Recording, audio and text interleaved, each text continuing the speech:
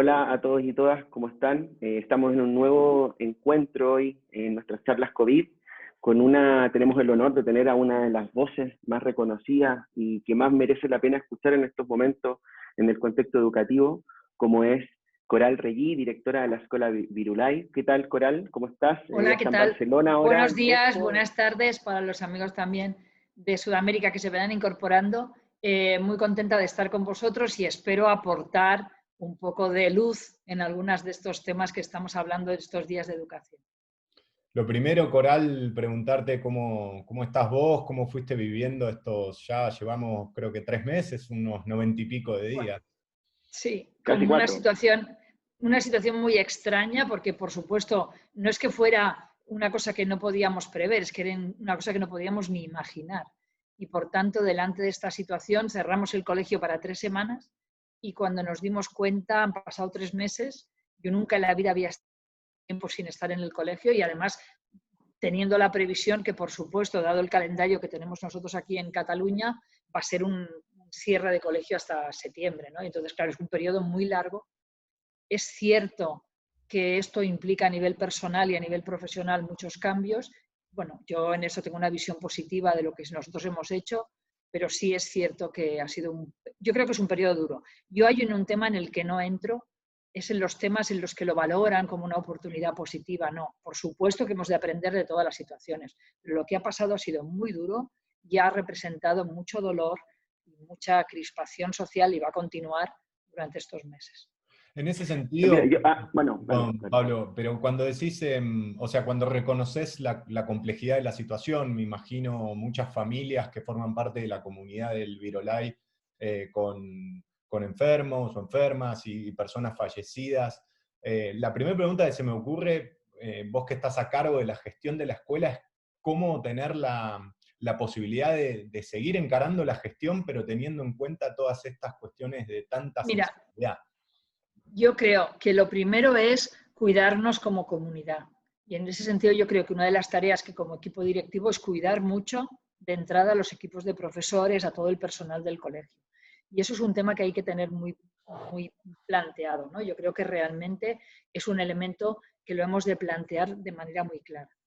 Y después cuidar y mantener el vínculo con familias y alumnos. Y en ese sentido, yo creo que lo más importante de todo este proceso no es la continuidad de aprendizajes, incluso la continuidad de aprendizajes competenciales, sino la continuidad del vínculo. O sea, los niños y además lo que más ha valorado, estamos cerrando el curso justo hoy, este curso tan raro, pero en el fondo hoy es el último día del curso en Barcelona, y yo creo que lo que más agradece todo el mundo, los chavales, las familias, los equipos de profesores, es el mantenimiento del vínculo. Aunque sea por vía telemática, hemos mantenido el vínculo con todas las personas de la comunidad y eso es lo más importante. Bueno, yo justamente te quiero hacer una pregunta en ese sentido amplia, para que te explayes, ¿no? Cuéntanos cómo actuó el Virolai. O sea, porque antes de hacer una visión más como del panóptico social, ¿no? Del sistema educativo, cuéntanos, por ejemplo, vale, tú decías después, sucede esta situación, el estado de alarma, 2, 3 semanas, y de pronto, ¿cómo se activan los recursos? ¿Qué recursos del pasado que nos consta que el Virulai con el tema de la competencia digital de los docentes, del profesorado, del equipo directivo, del estudiantado, trabaja hace décadas casi, te podría decir tranquilamente, ¿no? Entonces, ¿cómo fue el trabajo? ¿Cómo fue el proceso? O sea, esto comienza, Sí, pasan yo estas 2 semanas, ¿cómo reactivan todo? tengo que decir que el lunes de la semana anterior ya preveíamos que podía haber un cierre y además yo les decía a los profesores, va a haber un cierre entre junio, entre el viernes y el lunes cerramos. Y todos los profesores me decían, seguro, lo veo. Pero la verdad es que después, cuando llegó, no nos imaginábamos que sería este cierre. A nosotros nos han ayudado 2 cosas de nuestra práctica cotidiana. Una, por supuesto, es la competencia digital. Y un elemento importante es que nosotros, sea como sea la situación social de los alumnos y de las familias, todos nuestros alumnos de los 10 a los 18 años tienen dispositivo móvil. Es decir, todos tienen, en nuestro caso, ordenador. Eso ha ayudado muchísimo. Y además yo creo que Para cuando uso hablamos personal, ¿no?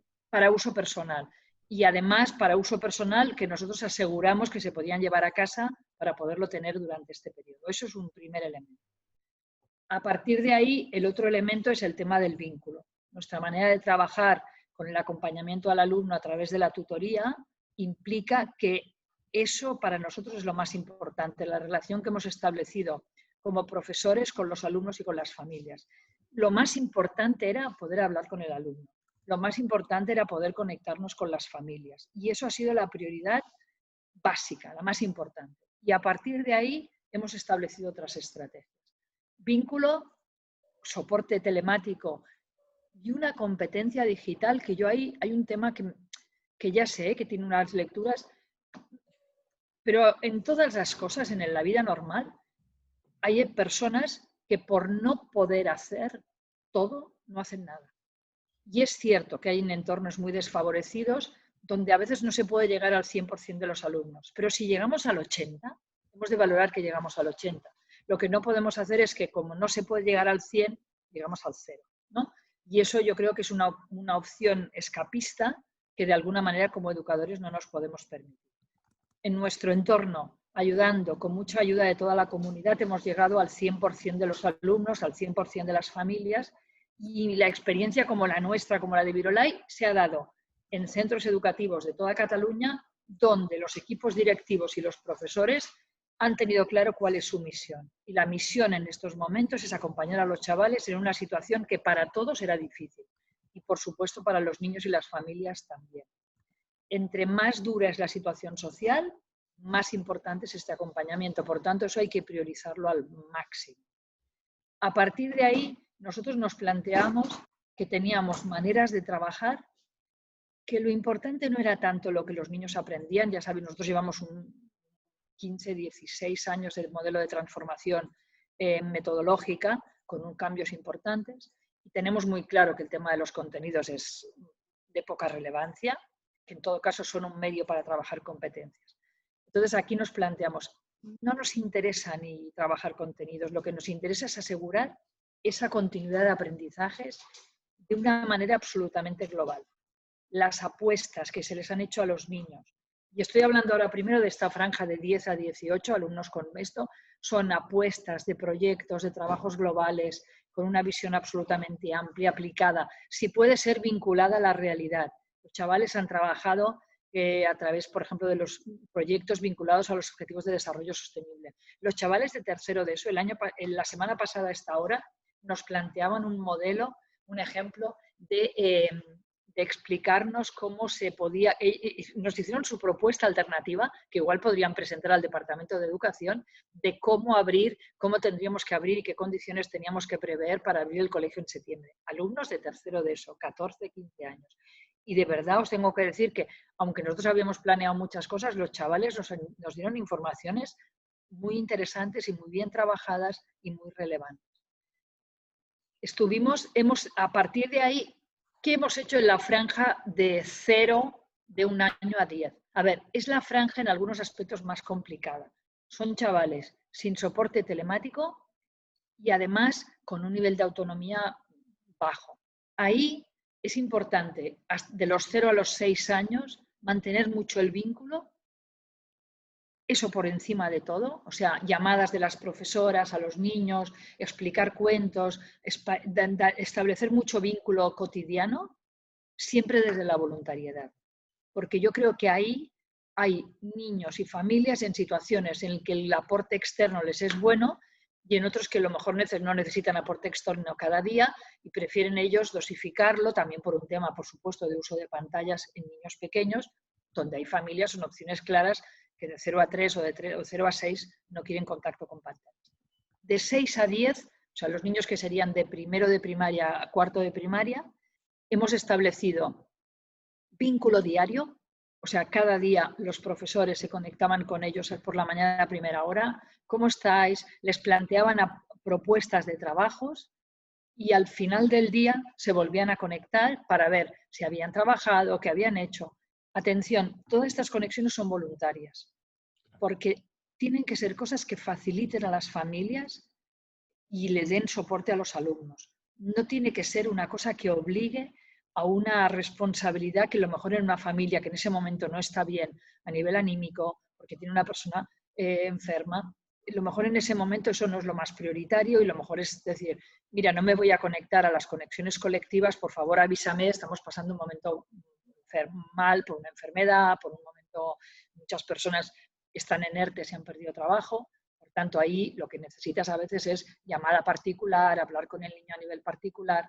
Ha hecho una tarea muy importante nuestro equipo de psicólogos, primero con muchas consultas individuales y luego también hemos hecho unos pequeños vídeos donde los psicólogos del colegio han explicado a los padres pues, algunas pautas que podían ser interesantes. Si los niños no quieren salir a la calle, ¿qué hacemos? Niños con problemas de sueño. Todo eso ha sido todo el soporte que las familias de estos alumnos más pequeños han necesitado. Eso, Coral, te quería preguntar específicamente, que me genera mucha curiosidad.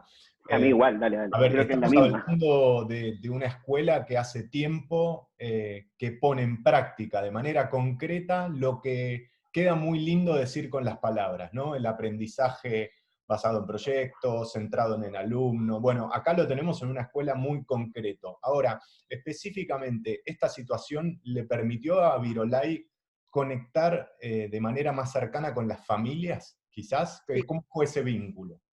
Sí, porque prácticamente había familias con las que como mínimo te veías con la familia, con los alumnos prácticamente diariamente y con las familias como mínimo de manera formal una vez a la semana. ¿Por qué? Porque nosotros necesitamos ver la familia. Además, a mí es absolutamente apasionante. Muchas veces nos parece que los profesores son los que tenemos toda la información de cómo trabajan los alumnos, de cómo están, ¿no? Parece que esa información de cómo está el alumno la tiene solo el profesor. En este momento se ha cambiado el tema. La familia tiene mucha información de cómo trabaja el alumno, de qué actitud tiene, de qué disponibilidad tiene para trabajar. Ahí hay que hacer una transfusión de información entre la familia y el profesor. Y nosotros nos reuníamos con la familia, como mínimo nos hemos reunido una vez por semana para ver cómo ven al chaval, cómo trabaja, si está animado, si tiene ganas de establecer. Por ejemplo, hay chavales pequeños, y eso también es lógico, y los psicólogos lo explican muy bien, que en un momento dado les debe producir tanta angustia la situación tan distinta que no quieren hablar con sus compañeros de curso. Eso nos ha pasado, ¿no? Porque están un poco como en una situación de negacionismo, ¿no? Decir, no, yo me voy a mi casa, me quedo aquí con mis padres y olvido un poco todo el entorno escolar. Y eso, pues eso hay que trabajarlo, eso hay que verlo, hay que trabajar con el chaval, hay que darle alternativas, hay que entrar poco a poco para que se incorpore. O sea, ahí hemos tenido un trabajo importante que hacer. Y las familias nos podían aportar muchísima información de cómo los chicos estaban trabajando. Bien, buenísimo. Ahí creo que era el turno para la pregunta de Pablo, pero tuvo ahí un inconveniente con la conexión. Yo sigo preguntándote, Coral, algunos hallazgos que te hayan llamado la atención de esta experiencia, quizás desde el punto de vista del alumnado. Te venía preguntando por las familias. Los alumnos, o sea, a ver, yo creo que hay dos realidades. Una, los alumnos a partir de 10 años que tienen ese nivel de autonomía hasta los 18 años, los chavales, o sea, los mensajes que estamos recibiendo estos días, yo quiero hacer un libro con toda esta recopilación de historia, porque los mensajes de agradecimiento de los alumnos, de lo que han aprendido, de lo autónomos que han sido, es que yo una de las cosas que me interesa mucho y me gustaría, cuando hablemos luego del próximo curso, es que no podemos volver atrás en los niveles de autorregulación, de autonomía que han conseguido muchos alumnos. Es que eso es un avance importante. Fijaos bien que vamos hablando siempre de la autonomía, de la necesidad de autorregulación, y estos chicos, la situación actual, les ha llevado a niveles de autonomía y autorregulación muy importantes. Y eso es un avance que no podemos retroceder. Y ahí yo creo que es un elemento importante a tener presente. Eso por una parte. Y por otra parte, nosotros sí que los chavales lo que valoran muchísimo es las cosas que han aprendido. Y en ese sentido, claro, hemos seguido trabajando en nuestra línea de trabajos globalizados, de ABPs, de proyectos vinculados en este caso al contexto real, y ahí realmente hay experiencias absolutamente preciosas, muy bonitas, de chavales haciendo lecturas para los pequeños, de chavales organizando actividades, escape rooms virtuales, cosas aplicadas con una potencia educativa muy grande. Y en muchos casos, además también ha sido muy bonito, cuando hacemos el final del proyecto este de los Objetivos de Desarrollo Sostenible de los ODS, es como una especie de presentación de proyectos cerrados, tal, que los chavales pueden escoger dónde quieren ir, etc. Y ahí los padres podían asistir. Claro, a veces los padres de los mayores en horarios normales de colegio cuesta más de que vengan, ¿no? Ahí estaban ahí y veían, estaban en las salas de visitas y de las salas de visitas virtuales donde estaban los chavales presentando sus finales de proyectos y las familias estaban allí. Claro, cuando los padres ven el nivel de competencia oral, de complejidad, de entender situaciones, es una cosa que emociona, de compromiso. Es decir, yo, por ejemplo, el otro día cuando los chavales nos planteaban alternativas de cómo abrir en septiembre, ellos se comprometían a muchas cosas y nosotros podemos limpiar, nosotros podemos ayudar a los pequeños, nosotros podemos... Eso sí es educación. O sea, cuando decimos que la educación tiene que servir para educar ciudadanos comprometidos, es que no es en el limbo, eso es en la realidad. Y en la realidad quiere decir eso, en cosas por lo mejor que nos vamos a encontrar en septiembre donde nos va a ir muy bien que los alumnos mayores y los pequeños entre sí se ayuden y colaboren. Bueno. Coral, refería un poco a tu gestión antes de ya entrar ¿no? a la política más amplia, a la visión más amplia. Cuando tú hablabas recién de que de manera muy taxativa, todos nuestros estudiantes tienen un dispositivo móvil. ¿Tú ese catastro lo contabas a priori antes de esta pandemia o en el momento que esto parte hacen, como hicieron algunos centros, un cuestionario para saber la situación de dispositivo y conectividad? Y lo otro, te lo pregunto para que lo desarrolles todo. Tú decías que el profesorado se conectaba con el estudiantado con una periodicidad tremenda en la semana y diaria incluso, y con la familia incluso una vez a la semana. ¿Había alguna forma en que vosotros, más que supervisar, ¿no? pero tenéis constancia que esto se dio o cada profesor trabajaba de manera autónoma? ¿Cómo lo hacías como equipo de directivo? A ver, mira, hay una cosa que es muy clara. En cualquier cosa, en cualquier proceso de transformación educativa, tú tienes que confiar en los equipos y en la autonomía de los equipos. Las cosas no se hacen por decreto ley o porque en el despacho del director se decidan. Las cosas se hacen cuando las líneas que tú estás trabajando como escuela transfunden y se transmiten a todo el mundo y el proyecto pasa a ser un proyecto de todos. Si el equipo considera y valora, porque es de acuerdo con sus creencias pedagógicas, que lo más importante es contactar con los alumnos, el equipo, con sus estrategias, con sus formas de hacerlo, hace. Tenemos sistemas de supervisión, no, más que de supervisión lo que tenemos es una cosa que también las personas cuando hacemos algo necesitamos, que es el feedback. Es decir, los profesores, lo que sí que hacíamos a nivel de coordinadores, los coordinadores de primer ciclo de ESO, hablaban con los profesores y tutores de primero y segundo de ESO y le planteaban, oye, ¿cómo están todos los chicos? ¿Hay chavales que tengan problemas? ¿Hay alguno que creáis vosotros que vale la pena trabajar de una manera más directa porque lo veis mal? Y los profesores, semanalmente, en las reuniones que hacíamos, planteaban los casos de algún alumno. Nosotros hemos tenido todos los alumnos con aparato, porque nosotros, aunque sean alumnos de contexto social desfavorecido, desde el colegio les damos a todos un ordenador. Y nosotros, pero sí que hemos estado muy pendientes de que los chavales tuvieran datos de conexión, o sea, que tuvieran un buen wifi para poder trabajar. Y ahí, eso sí que es un elemento que hemos estado pendientes, porque también es verdad que la Asociación de Familias nos planteó la posibilidad de ayudar, si no, con tarjetas de datos, a algunos alumnos si tenían problemas. Y así lo hemos ido resolviendo, es decir, aparatos sí. Yo creo que ahí eso es importante. Tuviste casos así, ¿no? Es como el que acaba de describir. Sí, algunos? Es que además, yo os digo una cosa, se habla del tema de la brecha digital. La brecha digital, yo os diré, y bueno, es barata de resolver. O sea, es dotar de ordenadores, dotar de formación, establecer recursos pedagógicos para que eso funcione, eso es relativamente sencillo. ¿Dónde tenemos el problema?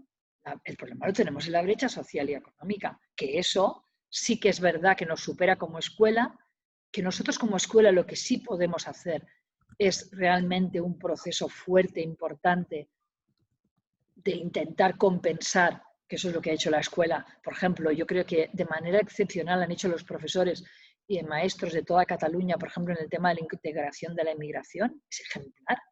En épocas de recortes, en épocas difíciles, lo que se trabaja para que la integración de la inmigración aquí es increíble, cómo se ha trabajado. Lo mismo se puede hacer a nivel social, podemos intentar paliar, pero situaciones graves, situaciones que requieren que no solo la escuela trabaje. Leí ahora una frase de estas que siempre además a Frato le gusta hablar así, ¿no? Y Frato decía, es que la obertura de la escuela no es problema de la escuela, es problema de la comunidad, ¿no? El resolver un problema social de un alumno que está en un entorno familiar difícil, socialmente complicado, económicamente familias en situaciones, es un problema de la comunidad, y lo que la escuela tiene que hacer es aportar su parte, pero eso es un conjunto de piezas donde los servicios sociales, donde los soportes económicos, todos tenemos que ponernos a resolver este tema. La brecha digital es lo más fácil de resolver. O sea, yo ahí sí que creo que no es lo más complejo. Lo más complejo viene en el fondo y del problema, que es el tema de la brecha social. Y respecto a un tema que sí que es el tema de la competencia digital de los profesores. A ver, se aprende haciendo. Yo no había hecho un Zoom hace 3 meses. Había hecho alguna vez algún Skype con familia o con los amigos de fundaciones educativas de Sudamérica, pero yo no había hecho normalmente. Yo he dado clases en Zoom o hemos hecho reuniones con Mito, no hago propaganda de ninguna fuente, pero los hemos hecho. Se aprende haciendo. O sea, a ver, es que somos contradictorios. Yo ahí lo siento.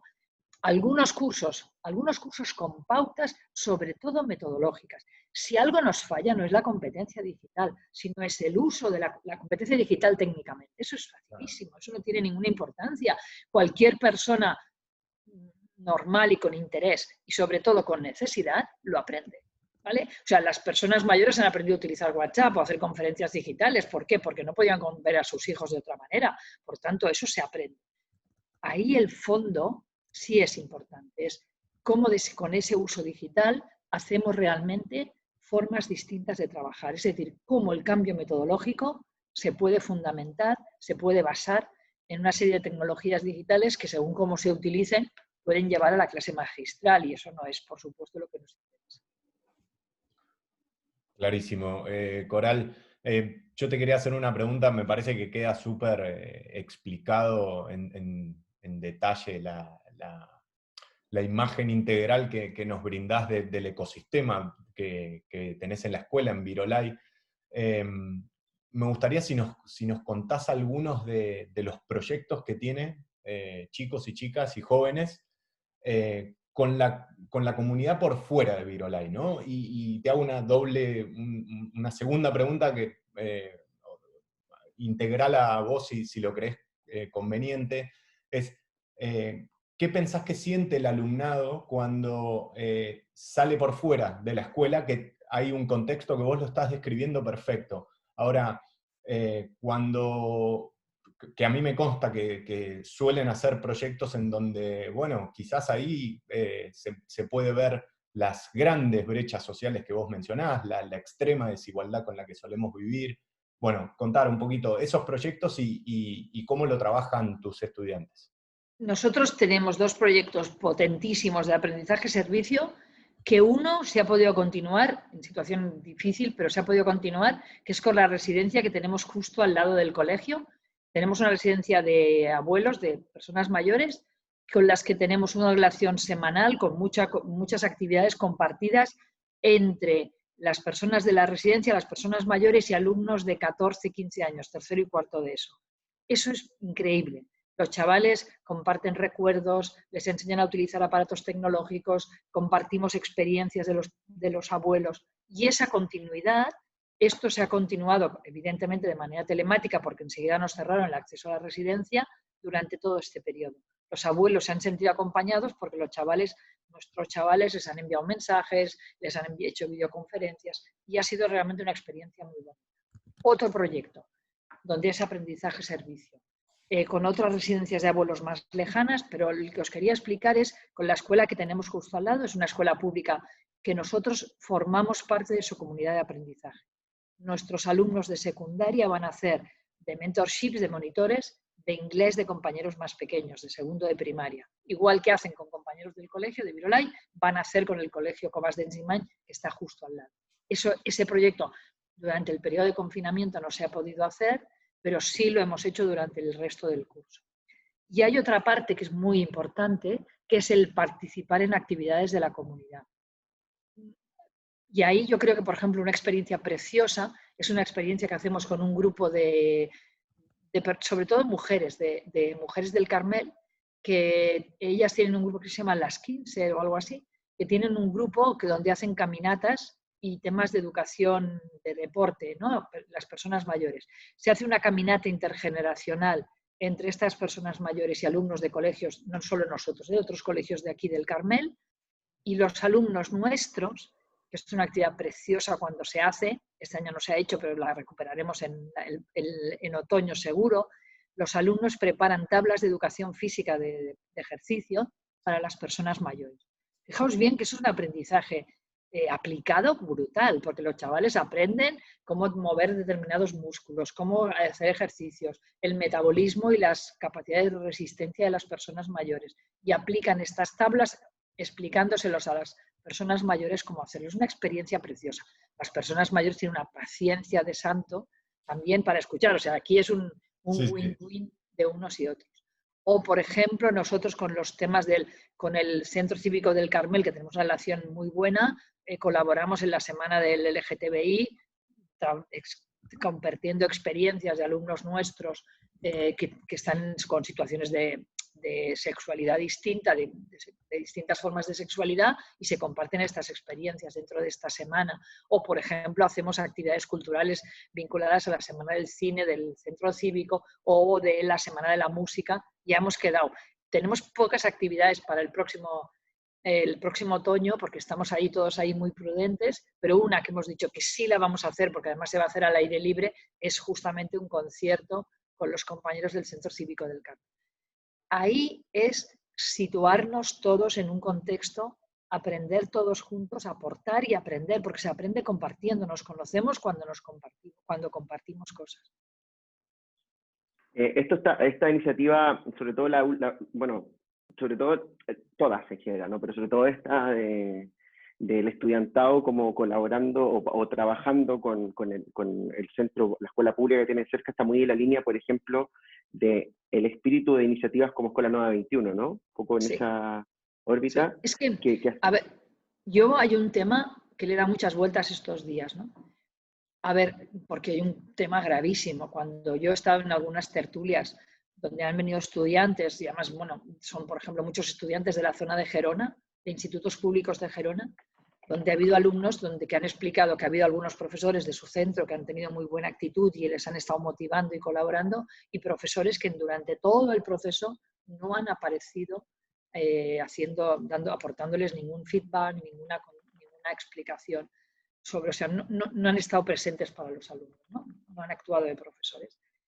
Ahí yo creo que es muy importante, porque ahí tenemos un grave problema, que es el tema de los abandonos escolares o de chavales que a partir de ahí cueste que retornen al tema del proceso de integración en la escuela. El problema del fracaso escolar, que en nuestro país, en Cataluña, ya sé que también en muchos otros sitios, pero en Cataluña es extremadamente preocupante, no se resuelve. O sea, hay una cosa que yo creo que además vosotros sois expertos en temas de educación internacional. Todas las instituciones internacionales se han dado cuenta de una cosa. Hemos luchado durante muchos años por la escolarización universal. Y cuando estamos cerca, no conseguida, pero cerca, nos damos cuenta que la escolarización universal no es la solución. Porque si tenemos alumnos que se incorporan a escuelas donde no se da respuesta a sus intereses, eso el efecto que tiene es de rebote. Esa escuela no les sirve a ellos para luchar contra su fracaso, ni para progresar como personas, ni para educarse como buenos aprendices, buenas personas, buenos ciudadanos.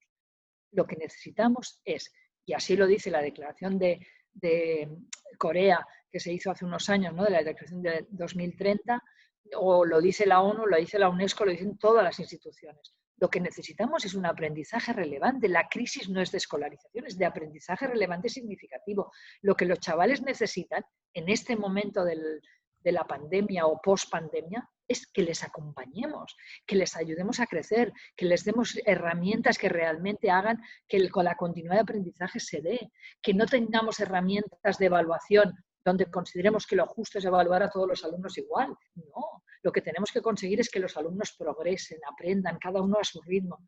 Esa personalización de la que se habla es una personalización para dar a cada alumno lo que necesite, garantizar que ningún alumno salta del sistema. Porque eso no nos lo podemos permitir, porque cuando un alumno deja la escuela, realmente o metafóricamente, porque empieza un fracaso escolar, ahí tenemos un problema social de primer orden. Porque tenemos una persona que son estos terribles niños sin oficio, sin preparación y que se desmonta, que le faltan además estrategias para reincorporarse de manera buena. Y entonces eso realmente es una situación que pasa a ser de un problema escolar a un problema social de máxima gravedad. Coral, bueno, esta realidad que nos planteas también, justamente como decías al comienzo, era precedente, ¿no? Siempre estuvo, ¿no? No es que porque está muy de moda, tú partiste también diciéndolo, o muy en boga, más que de moda decir que también hay oportunidades que se presentan con este escenario, pero que las brechas se han acentuado, se han puesto más intensas, incluso no solamente en cada ciudad, en cada comunidad autónoma, en cada país, sino también entre continentes, por ejemplo, las brechas ya existían. Entonces, en este contexto pasan dos situaciones que son puntuales. Bueno, es que tengo tanta cosa que preguntarte, entonces... No, tranquila, no te preocupes. La primera es, hay aprendizajes que se perdieron, porque claro, hablamos de una brecha social, y vemos, por ejemplo, que el Virulai y otros centros públicos concertados también, más allá de la privada en sí, pero hablo de públicos concertados, han logrado sacar esto adelante. Hace unos días hablábamos con el director de la Escuela Institut Cuatro Cantons, y claro, tenían una experiencia también muy potente, o sea, que conectaban El Salvador Espriu, hay escenarios donde esto se da, pero hay otros donde hay acceso al aprendizaje ya más allá de la contención emocional que hace el centro, que también es relevante, ¿sí? Eso no vamos a discutir, tú también lo acabas de mencionar, pero también hay acceso al saber, al contenido, que incluso está, por qué no decirlo, en el ámbito curricular, que a lo mejor, claro, en un centro como el Virulai o otros como te mencioné, los chicos y las chicas, los profesorados ya tienen un tipo de manejo, un desenvolvimiento de la sociedad digital para acceder al conocimiento más natural, ¿no? Más espontáneo, más intrínseco a él. Pero en otras escuelas ese es a veces el único espacio de acceso al conocimiento, ¿no? Y aparte, la mayoría de las familias no tiene también un capital cultural para dar un soporte al estudiantado en esta realidad. Entonces, dada la situación geográfica del Carmel, tú te encontrarás con esa realidad también, porque es una realidad que existe, palpable, pero aparte tienes el panóptico de Barcelona. Y de España, y ya con tu visita a Latinoamérica te habrás hecho una idea. ¿Cómo? Porque en Latinoamérica esto está pasando igual. En Chile y Argentina es una situación que incluso se acentúa aún más.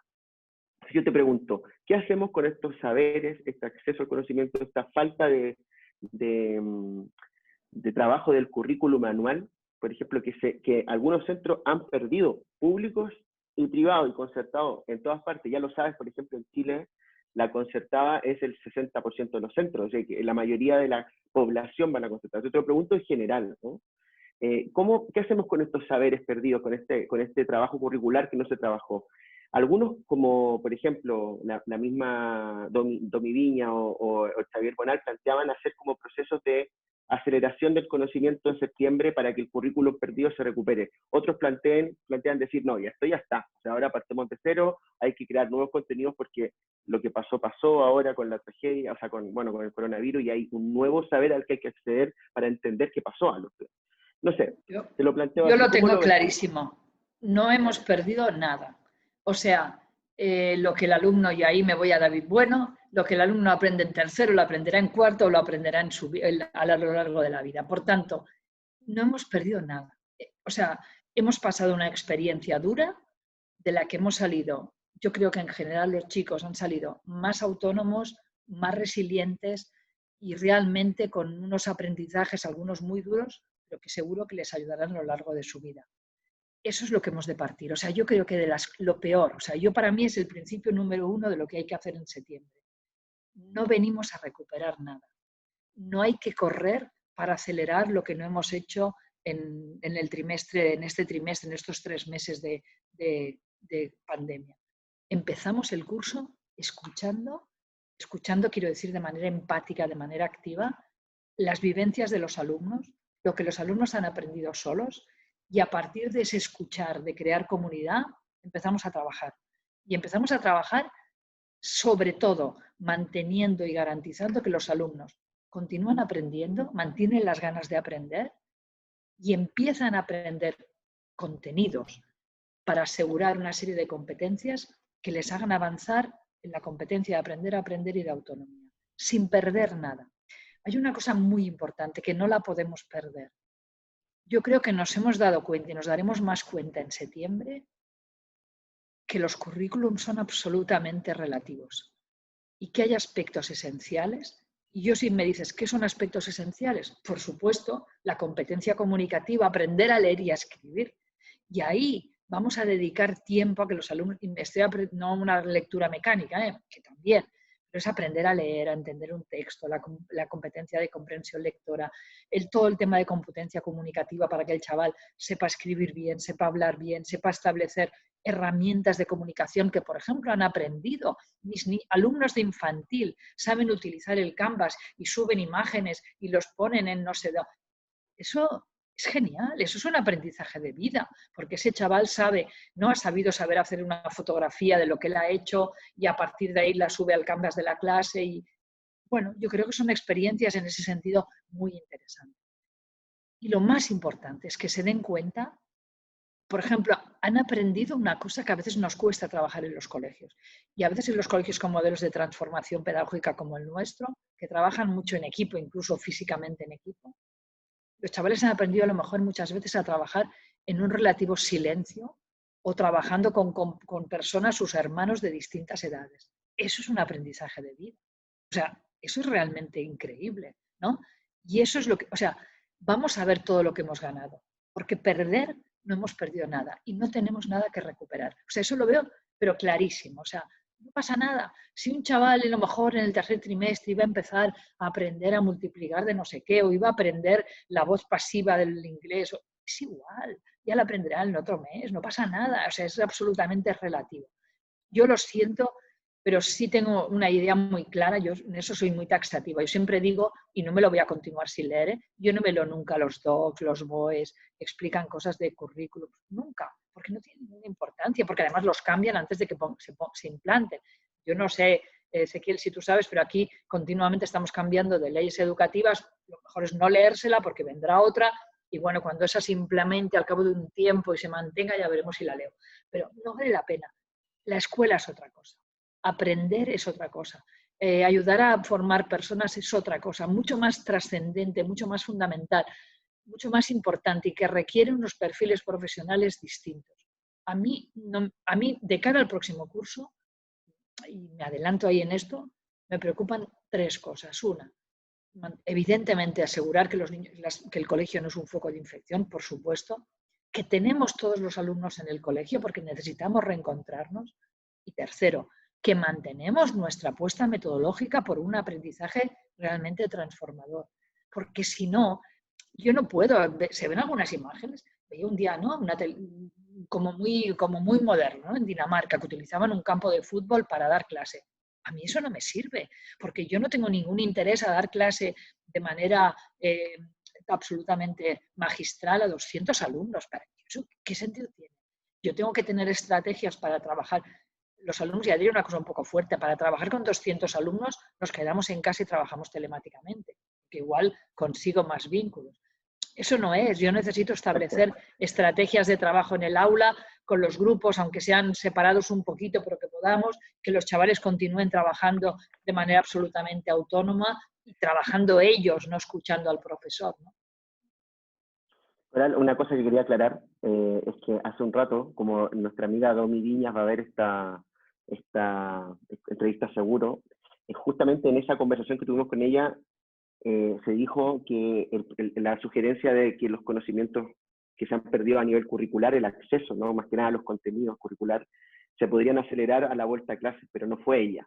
Aquí se lo aclaro a la pobre. La representante chilena, fue la representante chilena que lo planteaba porque también se entiende dado el contexto como Mira, de Chile, ¿no? Yo ahora os explico una cosa y como no, esto es público, pero tampoco tengo... Yo, por ejemplo, leí el manifiesto que ha hecho un grupo de familias, creo que sobre todo del barrio de Gracia, porque estaban como muy... Familias además de clases medias, no son clase baja, muy preocupadas porque las escuelas no han abierto, no hemos dado respuesta adecuada y yo creo que tienen muchísima razón. Y yo no he firmado el manifiesto porque el primer punto es intentar recuperar los aprendizajes que no se han hecho durante. Yo dije, yo esto no lo firmo porque no estoy de acuerdo que se tengan que recuperar aprendizajes. Que se tengan que recuperar aprendizajes. Esto pasa, perdón, es que vienen a pasar, estamos en un despacho. Olvídate. Vienen a arreglar la fotocopiadora. Entonces, yo ahí eso no lo firmé por eso y estoy totalmente de acuerdo. O sea, yo creo que realmente como escuela no hemos dado respuesta hemos sido excesivamente prudentes. Yo sí tengo que decir algo, hemos sido muy prudentes escuchando qué decían los gobiernos, qué decía el Procicat aquí en Cataluña, qué decía el Departamento de Salud para poder hacer todo esto, ¿no? Y eso realmente nosotros nos hemos dado cuenta que no hemos excesivamente prudentes. Teníamos que haber dicho, mirad, queremos abrir en junio 15 días, pero abrir en junio 15 días con condiciones de normalidad. Queremos que los chavales puedan venir, queremos que... Y eso yo creo que es lo que nosotros teníamos que haber hecho. Pero hemos sido muy... Yo creo que los maestros hemos sido en ese sentido muy prudentes, esperando a ver qué decía el departamento. Nos ha faltado un poco de valentía. Bien.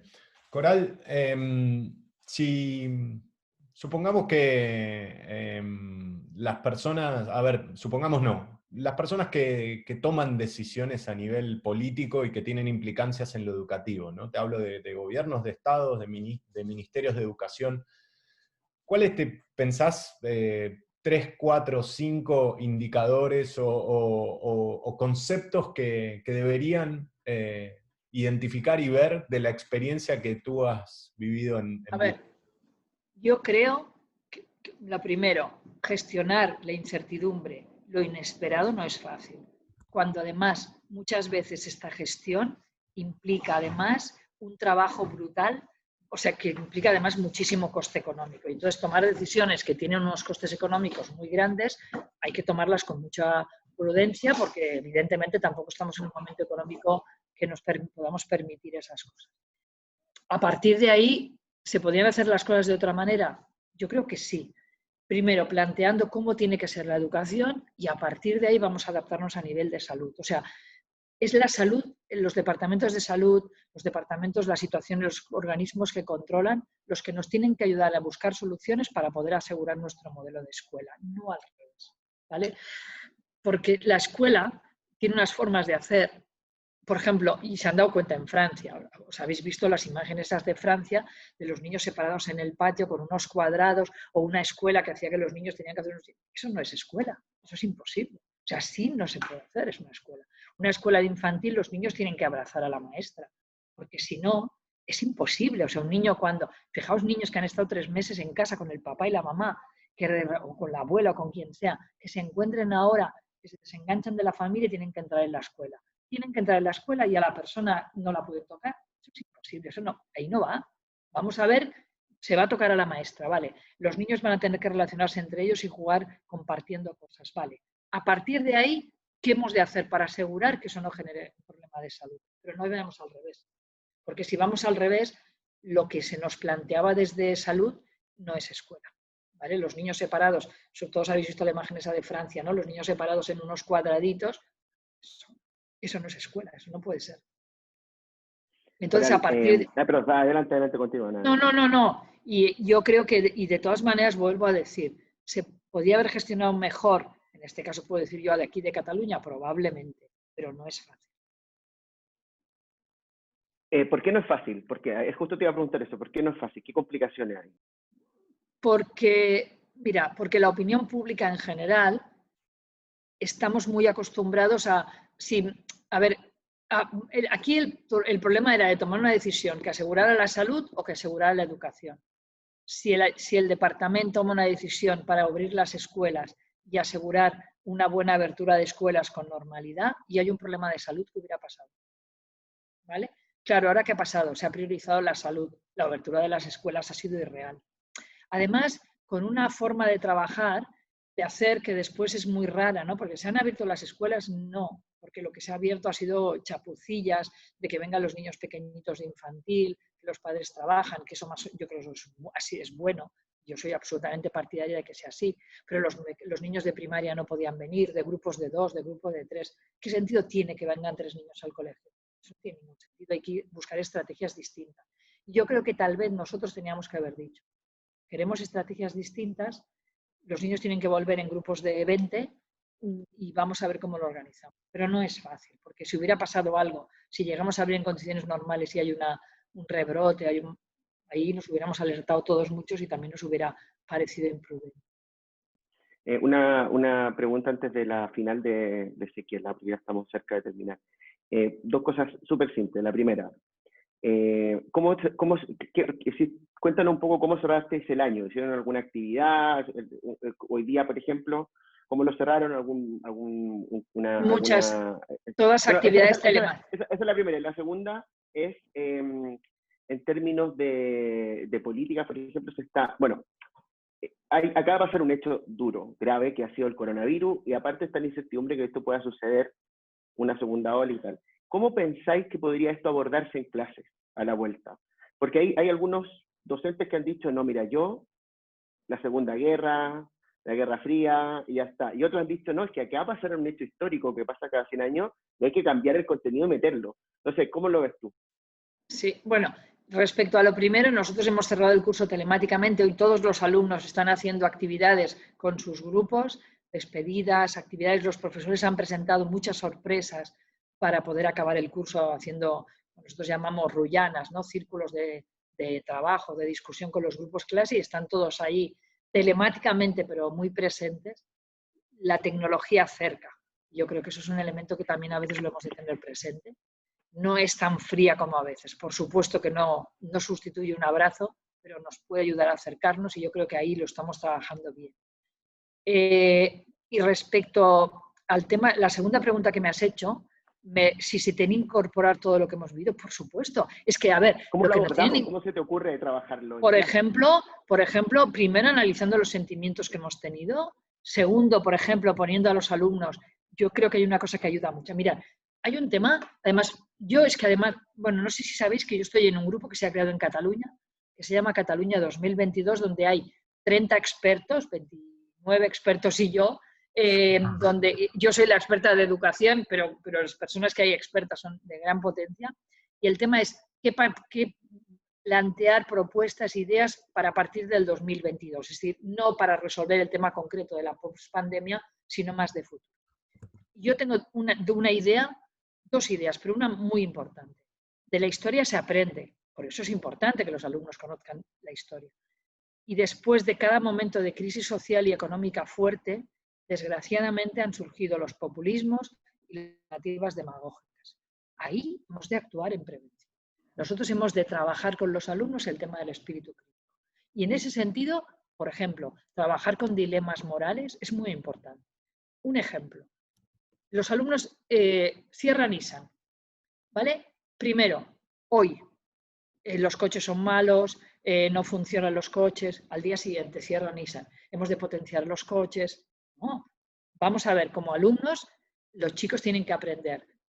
El coche implica esto, el cierre de Nissan implica esto, alternativas. ¿Qué opinas tú de estas opiniones? ¿Qué opinas de estas? Trabajar con los alumnos dilemas morales, dilemas de opinión, es fundamental. Trabajar con los alumnos el espíritu crítico. Por ejemplo, ¿por qué puede ser que delante del coronavirus haya dos epidemiólogos buenos y con datos que opinen distinto? Lo tienen que entender.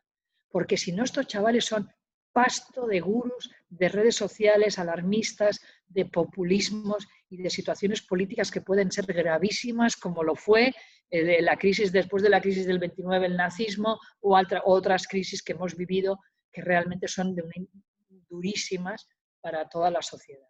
Ahí hay una tarea educativa donde hay que incorporar lo que hemos aprendido del coronavirus y lo que hemos aprendido de esto. ¿Para qué? ¿Qué ha pasado? Hemos analizado qué nos pasó en Europa, por qué somos tan prepotentes los europeos que pensábamos que a nosotros no nos iba a pasar nada. Todo eso hay que trabajarlo y verlo. Y eso hay que analizarlo. La escuela tiene que tener paredes permeables que permitan todo el rato que lo que no podemos venir aquí a la escuela y decirle al niño, vamos a trabajar la Segunda Guerra Mundial. No, lo primero que hemos de trabajar, evidentemente, es qué ha pasado en el coronavirus. Y a partir de ahí, que es un hecho de interés para ellos, vinculado a su vida, les podremos explicar que ha habido otras crisis. Y podemos analizar en todas estas crisis qué ha pasado, qué hay en común, qué riesgos hay, cómo actuar, sentido crítico, de conocimiento fundamentado y vinculado a su vida. Solo se aprende lo que a mí me interesa. Pablo, bueno, tú eres un gran experto, ¿no? Lo del aprendizaje significativo es clarísimo. O sea, solo aprendo lo que a mí me interesa. Y entonces, a partir de ahí, hemos de hacer que al alumno le interese, porque le interesa, lo que acaba de vivir. Y a partir de ahí, aprendizajes vivenciales vinculados a la realidad, fundamentados, con muchísima, con mucha capacidad de razonamiento, porque si no, vamos. Hablo demasiado, ¿eh? No, No, no, Coral, no, no, es que no, es que queremos estar hasta mañana. Yo tengo la última pregunta. Vale. ¿Lo pasaste bien en este encuentro? Muy bien. Me encanta. Ya veis que esto de hablar, si me hubieras dicho escribe un artículo hubiera sido un mal sueño, pero hablar me gusta. Bueno, somos 3 charlatanes en este caso. Sí, sí, por eso. No sé quién lo va a escuchar, no sé quién va a escuchar esta charla, pero lo que es cierto es que nosotros nos lo hemos pasado muy bien hablando y yo creo que, bueno, que es muy bueno compartir. Y en ese sentido, compartir con los amigos yo además de Sudamérica, lo considero una cosa en estos momentos vital, por eso, porque llevamos 2 o 3 meses nosotros de adelanto respecto a la situación de pandemia y creo que les podemos aportar algunas cosas que igual les pueden ser útiles, al menos para valorar y pensar. Totalmente. Bueno, agradecerte de corazón Muchas gracias. tu tiempo, tu predisposición, tus ganas y tu pasión también. Muchas gracias. Gracias por compartirlo. Gracias.